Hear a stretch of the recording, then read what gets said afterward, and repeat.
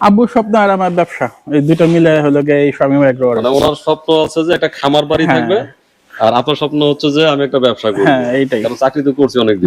দর্শক সবাইকে শুভেচ্ছা জানাচ্ছি শামিমা এগ্রো ওয়ার্ল্ড কুকুরিয়া টাঙ্গাইল সদর থেকে। আমি খুব কৌতূহল নিয়ে এই খামারে আসলাম। এটি একেবারে একটা নতুন খামার। খামারে আসার পিছনে একটা কারণ আছে, সেটা হচ্ছে যে আমি এই পিছনে যমুনার চর আছে, সেই চরে গেছিলাম এক ভদ্রলোকের খোঁজ করতে। তো ওনাকে না পেয়ে যখন ফিরে আসছিলাম তখন দূর থেকে দেখলাম যে একটা অবকাঠামো, খুব ব্যয়বহুল একটি অবকাঠামো দূর থেকে দেখা যাচ্ছিল। তো সেই কৌতূহল থেকেই শামিমা এগ্রো ওয়ার্ল্ডে আসা। কথা বলবো এই মুহূর্তে শামিমা এগ্রো ওয়ার্ল্ডের কর্ণধার জনাব আলামিন ভাইয়ের সঙ্গে। আলামিন ভাই আছেন কেমন? আসসালামু আলাইকুম ভাই। ওয়ালাইকুম আসসালাম ভাই, আছেন আছি কেমন? আলহামদুলিল্লাহ। কি উদ্দেশ্যে বা কিভাবে এই শামিমা এগ্রো ওয়ার্ল্ডের যাত্রা? এটা তো যাত্রা শুরু হয়েছে অল্প কিছুদিন আগে, বেশি দিন হয় নাই। আমরা মাত্র গরুই করছি, 3 থেকে 4 মাস এটা বয়স। এখনো কাজ পুরোপুরি শেষই হয়নি, অর্ধেক কাজ হয়েছে। আব্বু আসলে চাইতো সবসময় যে একটা খামার বাড়ি থাকুক, জায়গা ছিল। তো ওই জায়গার মাঝখানেই আস্তে আস্তে আমি এটা শুরু করছি। এটা আপনার বাবার স্বপ্ন যে একটা খামার বাড়ি থাকুক, জি। আর আপনার স্বপ্ন হচ্ছে যে একটা বিজনেস দাঁড়াক। জি জি এই তো? জি। কারণ চাকরি করছেন দীর্ঘদিন। বাই দ্য ভাই, আমি এবং আমাদের আলামিন ভাই একই প্রফেশনে ছিলাম। আজকেই প্রথম পরিচয় হলো, একদম আমাদের পাশের গ্রামের মানুষ, কিন্তু আমি জানতাম না, হয়তো সেও আমাদের সম্বন্ধে জানতো না। আবার আমাদের এখানে কিন্তু প্রচুর লোক মিডিয়াতে কাজ করে, কারণ 21 টেলিভিশন যে, সেই টেলিভিশনের মালিকের বাড়ি হচ্ছে আমাদের এলাকায়। তো যে কারণে আমাদের এলাকার প্রচুর মানুষ টেলিভিশনে কাজ করে। তো আলামিন ভাইও একটি টেলিভিশনে কাজ করতেন, আমিও একটি টেলিভিশনে কাজ করতাম। তো সেভাবে আজকেই পরিচয়। তো আলামিন ভাই, জি ভাই, আপনাদের অবকাঠামোগত খরচ তো অনেক, বিশাল অবকাঠামো, জায়গা তো নিজেদের আগে ছিল, কিন্তু এই অবকাঠামো করতে খরচ কেমন হয়েছে আনুমানিক? সব তো বলা যাবে না। টোটালটা এটা প্রায় 60 লাখের কাছাকাছি। 60 লাখের কাছাকাছি।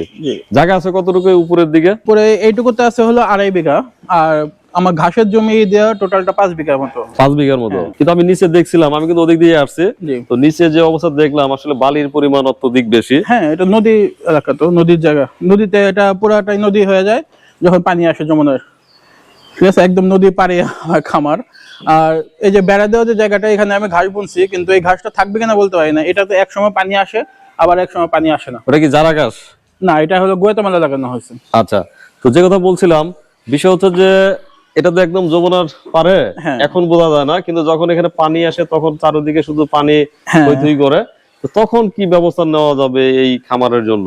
খামারে এই জায়গাটাতে উঁচু করা হয়েছে, এখান থেকে পুরোটা উঁচু করা হয়েছে। ওই নিচের জায়গাটাতে পানি আসে, এখন এই পর্যন্ত আর পানি মনে হয় আসবে না। এটুকু প্রোটেকশন উপরে আসবে না, কিন্তু আমি বলছি ঘাসের কি ব্যবস্থা হবে? ঘাসের অল্টারনেটিভ খুঁজতে হবে এখন।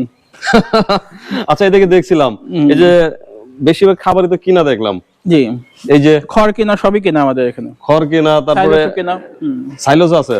সাইলেজ কোথা থেকে আসে? সাইলেজ লোক একটা এগ্রো ফার্ম থেকে, আমার বন্ধন এগ্রোর সাথে পরিচিত আছে, ওই ভাইয়া ওখান থেকে পাঠায়। তাহলে আমাদের এলাকায় কিন্তু এখন দেখলাম যে চাষাবাদে বেশ বিবর্তন হয়েছে।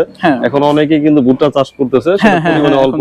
আমার মনে হয় যে আপনি একটা সাইলেজ মেশিন কিনে নেন, সেটা দিয়ে হয়তো আপনার খামারের চাহিদা পূরণ করে কিছু বিক্রি করতে পারবেন। শুধু কি গরুর চিন্তা আছে না অন্য?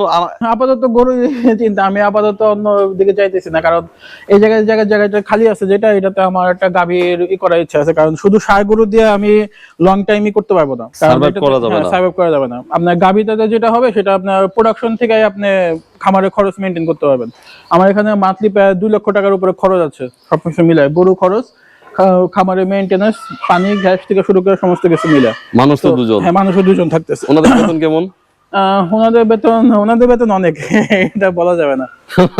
না, আমাদের তো ছিল না, এটাতে সমস্যা হবে, কারণ অন্য খামারে এত স্যালারি দেয় না। ওনারা আমার চরম বিশ্বস্ত মানুষ।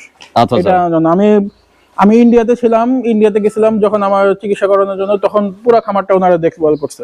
এটা কেউ ওইভাবে ছেড়ে দেয়, সবাই বলে যে একটা যে নিজে না থাকলে খামার করা যায় না। আমি না থেকেও তাদের উপর এতটা বিশ্বস্ত যে তারা আমার খামারটা মেনটেন করতে পারতেছে। ঠিক আছে, কোনো সমস্যা হলে আমার জিজ্ঞেস করে, ফোন দিয়ে করে, কিন্তু অবিশ্বাসে কোনো কিছু যায় তাদের কাছ থেকে। তাদের স্যালারিটা মাশাআল্লাহ, স্যালারি বেশি হলেও সমস্যা নাই, কারণ বিশ্বাসের জায়গাটা অনেক বড়। এটাই কারণ আমি এমন অনেক খাবার দেখছি ভাই, সত্যি কথা বলতে, আমি তো কয়েকটা খাবার করছি, মানুষদের সঙ্গে যোগাযোগ করছি, তারা দেখা গেছে যে 8 বস্তা জিনিস আনে, কিন্তু খাতায় এন্ট্রি হয় 7 বস্তা। 1 বস্তা তাদের নিজেদের বাড়ির জন্য পাঠিয়ে দেয় তারা। ঠিক আছে, আমার খামারে এই ধরনের কোনো জিনিস হওয়ার সম্ভাবনা নাই। এটা একটা সুবিধা আছে। তো এখন গরু কতগুলি আছে? এখন আমরা তুলতে পারছি ভাই 26টা টোটাল। 26টা? হ্যাঁ, 17টা আমার বাছুর। এটা লং টার্ম প্রজেক্ট আর কি। আচ্ছা, আর এই বাছুরগুলা কি এই যে 26টার ভিতরে তো বেশিরভাগই বাছুর গরু, জি এগুলো কি আমাদের এলাকার না দূরে থেকে আনা? দূরে থেকে আনা, এগুলো আমি দূরে থেকে আনছি, দিনাজপুর, ওই বিরামপুর বা সব এলাকা থেকে। কত করে পড়ছিল এই দুটা? কত ছিল দাম? দাম এগুলো আমার কেনা দাম ছিল 56,000 টাকা করে। এটা আমি 2 মাস আগে কিনছি তো। আচ্ছা, হয়তো এই ঈদে না, কিন্তু নেক্সট ঈদে হয়তো নেক্সট ঈদের জন্য এটা প্রিপেয়ার হবে, টার্গেট হবে। নেক্সট ঈদের জন্য টার্গেট এটা। আচ্ছা, তাহলে 26টা তো যে সেট করছেন, এখানে তো গরু পালা যাবে প্রচুর। হ্যাঁ, 60টার মতো ক্যাপাসিটি আছে আমার। 60টা ক্যাপাসিটি। চাকরি তো আপনিও করছেন, আমিও করছি। এখন চাকরি ছেড়ে যে খামারে, কেমন লাগে ভাই? এখন তো ভালো লাগতেছে। এখনো পর্যন্ত পুরোপুরি ব্যবসায়ী হইতে পারি নাই, খামারেও হইতে পারি নাই, কারণ আমার এটা মাত্র 3 মাস শুরু। 3 মাসে এখনো পুরোপুরি করে নাই। আর আস্তে আস্তে হবে ভাই, কারণ এগুলো বড় হবে না আস্তে আস্তে। এগুলো যখন বড় হবে তখন দেখবেন আলাদা মজা লাগবে। আমি তো শুরুতেই বললাম, যদি এগুলো বেঁচে থাকে তাহলে যে আনন্দ পাবেন, সেই আনন্দ চাকরির চেয়ে অনেক বড় আনন্দের হবে। কারণ চাকরি মানে তো একটা নির্দিষ্ট সময় একেবারে বন্দি অবস্থায় থাকতে হয়, সেই জায়গায় নিজের কোনো স্বাধীনতা থাকে না। এখন খামার করছেন, এখন অনেকটাই নিজের স্বাধীন, সেই ব্যাপারটা কাজ করবে।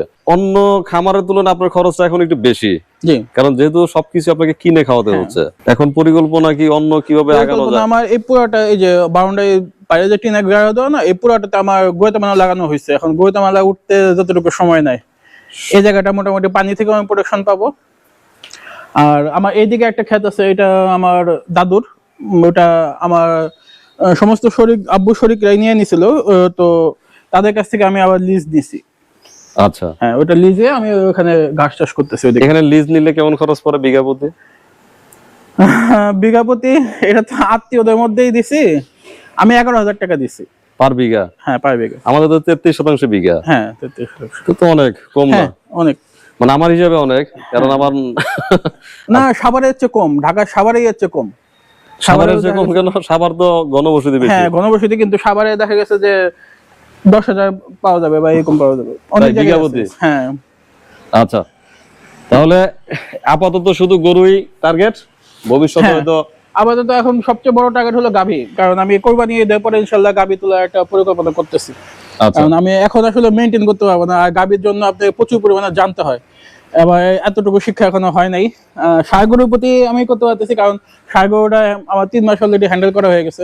প্রথম দিকে আমরা খুবই বিপর্যয়ে পড়ছিলাম। বিপর্যয় বলতে আর কি, একের পর এক অসুখ হইতেছিল, এটা আমরা কোনোভাবে কন্ট্রোল করতে পারতেছিলাম। আনার পরের থেকে আপনার এফএমডি শুরু হয়ে গেছে।